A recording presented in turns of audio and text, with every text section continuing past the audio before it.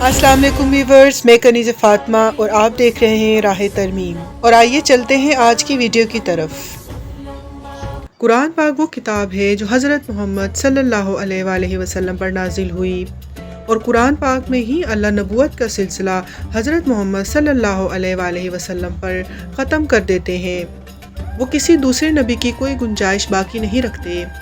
اور اگر کسی نبی یعنی حضرت عیسیٰ علیہ السلام کے دوبارہ نزول کا ذکر ہے بھی تو وہ بھی ایک نئے نبی کی شکل میں نہیں، بلکہ ایک ایسے نبی کا دوبارہ نزول ہے جن پر نبوت حضرت محمد صلی اللہ علیہ وآلہ وسلم سے بہت پہلے نازل کر دی گئی تھی، اور جن کا دوبارہ نزول ان کی اپنی امت کے لیے نہیں بلکہ حضرت محمد صلی اللہ علیہ وآلہ وسلم کے لیے ہی ہوگا، اور آخری نبی حضرت محمد صلی اللہ علیہ وآلہ وسلم رہیں گے۔ ناظرین، کسی بھی آنے والے دور میں یا کسی بھی گزر جانے والے دور میں یہ رتبہ اور فضیلت کسی اور کو نہیں دی گئی۔ کیا یہ ممکن ہے کہ اللہ ایک پیغمبر کو یہ رتبہ اور درجہ عطا کرتا اور پھر اسے اس سے چھین کر کسی دوسرے شخص کو دے دیتا؟ قرآن پاک میں اللہ تعالیٰ فرماتا ہے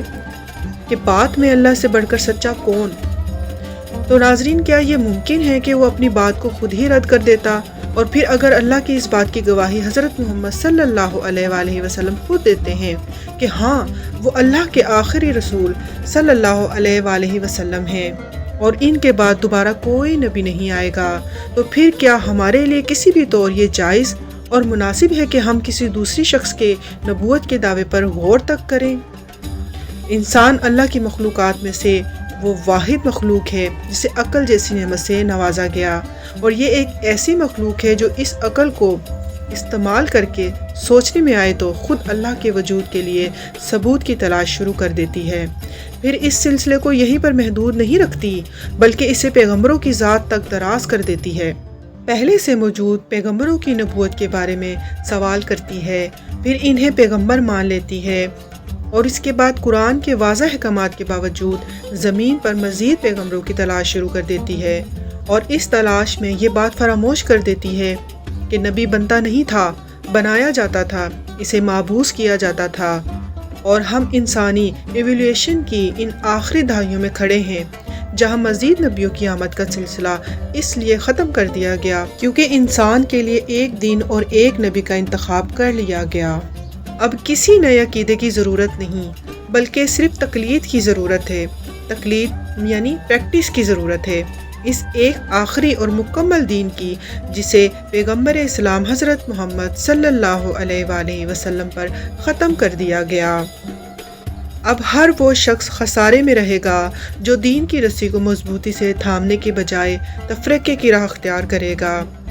ناظرین، اگر ہماری اعلیٰ تعلیم اور ہمارا شعور ہمیں دین کے بارے میں صحیح اور غلط کی تمیز تک نہیں دے سکتے تو پھر ہم میں اور اس جانور میں کوئی فرق نہیں جو سبز تازہ گھاس کے ایک گٹھے کے پیچھے کہیں بھی جا سکتا ہے، اس بات کی پرواہ کیے بغیر کہ اس کا ریوڑ کہاں ہے۔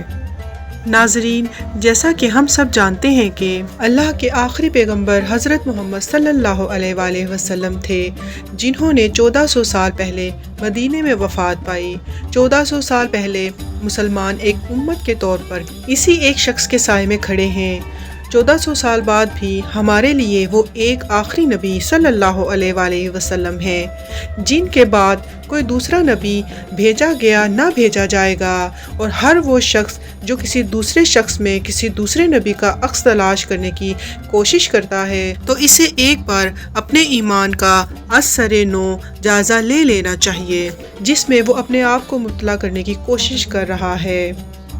میں کنیز فاطمہ اقرار کرتی ہوں کہ اللہ کے سوا کوئی عبادت کے لائق نہیں، اور حضرت محمد صلی اللہ علیہ وآلہ وسلم اللہ کے نبی ہیں، اور میں یہ بھی اقرار کرتی ہوں کہ حضرت محمد صلی اللہ علیہ وآلہ وسلم اللہ کے آخری نبی ہیں، اور ان کے بعد نہ کوئی نبی آیا ہے اور نہ کوئی نبی روز قیامت تک آئے گا۔ آئیے آپ بھی میرے ساتھ عقیدہ ختم نبوت صلی اللہ علیہ وآلہ وسلم کا اقرار کیجئے اور کمنٹ باکس میں گواہی دیجئے، اور جانے سے پہلے چینل کو سبسکرائب کر لیجئے، بیل آئیکن کے بٹن کو دبا دیجئے تاکہ آنے والی ہر نیو ویڈیو کی نوٹیفیکیشن آپ تک پہنچتی رہے۔ ملتے ہیں نئی ویڈیو کے ساتھ، تب تک کے لیے اللہ حافظ۔